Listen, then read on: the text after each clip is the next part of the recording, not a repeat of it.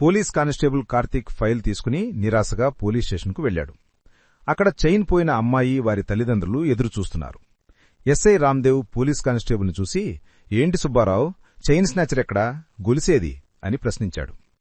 Chain snatcher బైక్పై పారిపోయాడు sir అని చెప్పగా, సరిపోయింది, వాడి వివరాల ఆధారంగా స్కెచ్ వేయించు, వాళ్ల దగ్గర కంప్లైంట్ తీసుకుని పంపించివేయి, అంతకుమించి ఏం చేయగలంలే, విలేకరులు మన గురించి పేపర్లలో రాస్తారు, మనం పై అధికారులకు సంజాయిషి ఇవ్వాలి, వారు తృప్తి చెందితే సరే, లేకపోతే మనపై చర్య తీసుకుంటారు అంటూ సుబ్బారావు చేతిలోని ఫైల్ తీసుకుని పరిశీలించాడు.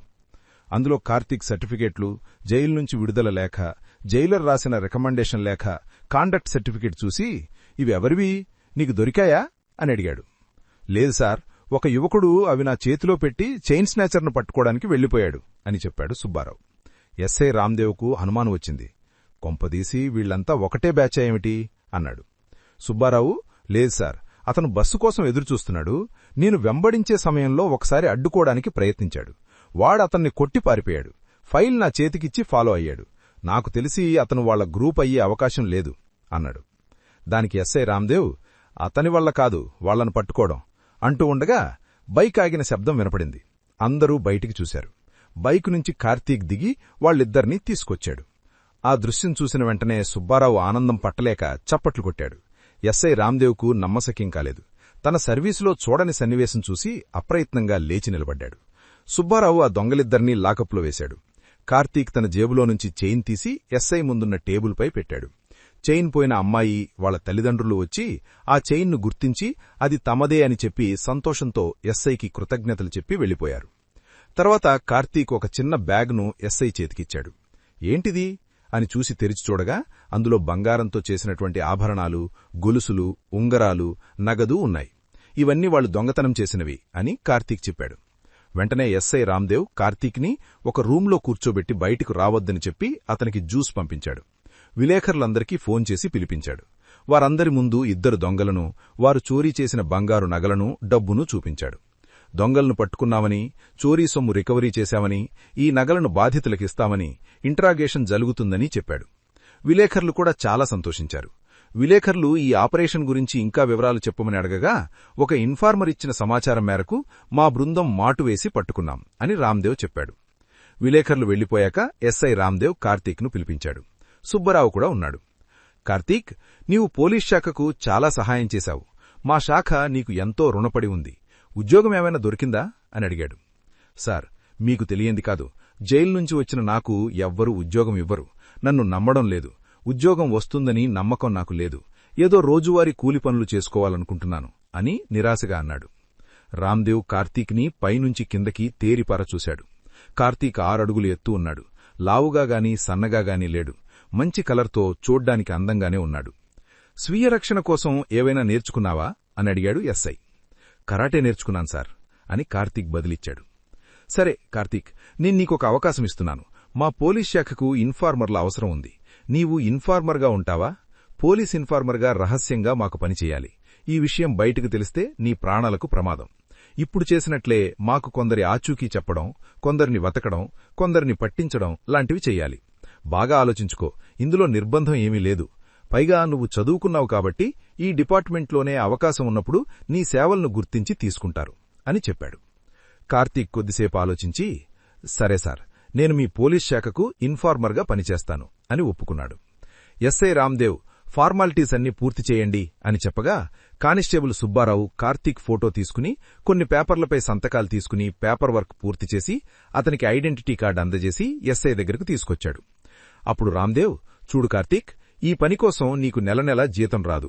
నీవు మేమిచ్చే పనులు పూర్తి చేసే విధానాన్ని బట్టి అమౌంట్ వస్తుంది. నీకు తక్కువగా కాకుండా చూస్తాను అంటూ 10,000 రూపాయలు, ఒక ఫోను ఇచ్చాడు. కార్తీక్ వాటిని తీసుకుని ఇంటికి బయలుదేరాడు. ఏదో ఒక పని దొరికింది చాలు అంటూ సంతోషంగా అబ్దుల్లాకు ఫోన్ చేశాడు. ఈరోజు విందిస్తాను, రమ్మని ఆహ్వానించాడు. చాలా సంతోషంగా ఉన్నావు, ఎందుకు పార్టీ అని అడిగాడు అబ్దుల్లా. కార్తీక్ తనకు జాబ్ దొరికిందని చెప్పదామనుకునే లోపల తన విషయం రహస్యంగా ఉంచాలన్న ఎస్ఐ మాటలు గుర్తొచ్చి, ఏం లేదు, ఇల్లు దొరికింది కదా, అందుకే పార్టీ అంటూ విషయం దాటవేశాడు. కార్తీక్ ఇంట్లోకి వెళ్లబోతుంటే కానిస్టేబుల్ సుబ్బారావు పలకరించాడు.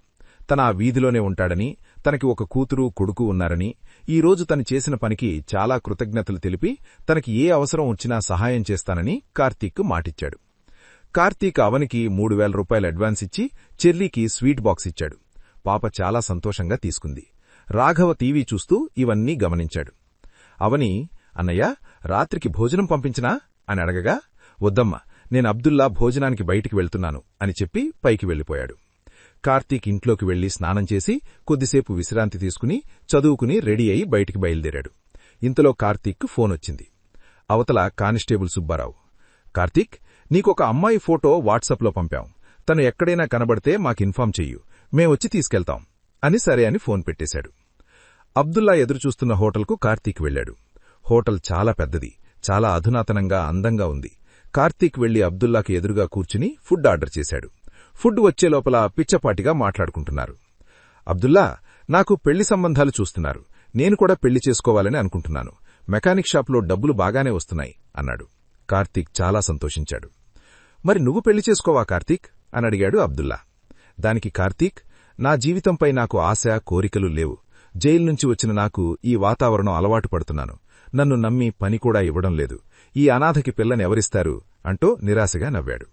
ఇంతలో హోటల్లోనే ఒక కస్టమర్ తాగి ఉన్నాడు. ఆర్డర్ ఇచ్చి 10 నిమిషాలైనా ఫుడ్ ఇంకా రాలేదు అంటూ గ్లాసును నేలకేసి విసిరికొట్టాడు.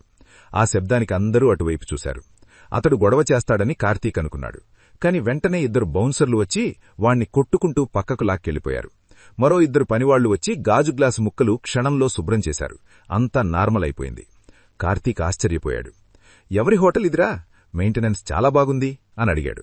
దానికి అబ్దుల్లా, ఇది హరిచంద్రప్రసాద్ హోటల్. ఆయనకు చాలా వ్యాపారాలున్నాయి. నగరంలోనే బిగ్ షాట్. ఆయన చరిత్ర చాలా ఉంది. ఆయన కొడుకు భుజంగం చూసుకుంటాడు.